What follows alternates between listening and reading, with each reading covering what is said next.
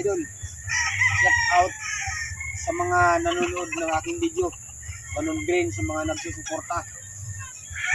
At nagpapasalamat ako sa mga supporter na lagi sumusubaybay.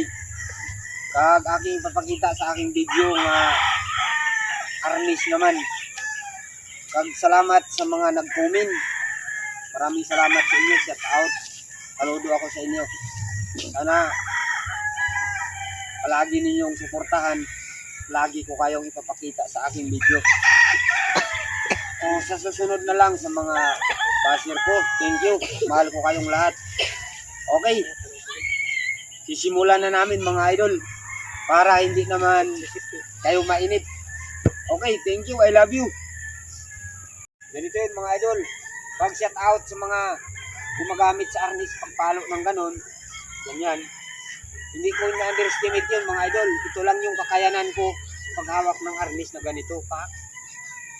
Kasi double purpose to mga idol. Kaya tulad ng sinabi ko na sa patikim-tikim ko ng ulam, hindi ko nagustuhan yung palo na ganon.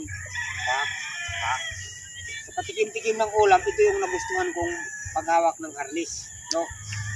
Pero nakita ko rin, kumbaga natikman ko rin yung palo na ganon. At saka lalo na kung dalawa pa, ganyan. Yan.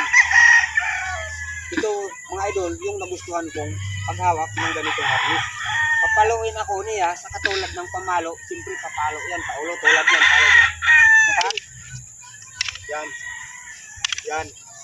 Siyempre, abangan nyo lang mga idol sa susunod kung paano ko gaganti. Kasi ito lang yung nagustuhan kong pamalo nga. Halimbawa, pinapalo ako niya sa ganyan. Yan, di ba mga idol? Kumbaga, nasasangga mo ang lahat. Pero, mas gusto ko ang hawak na ganito. Kasi pwede ko i-ganon, pwede ko i-ganyan. Pag pinapitan niya to, pwede ko buntong, pwede ko rin dito. Okay, abangan sa susunod na video. Thank you, I love you, mahal ko kayo.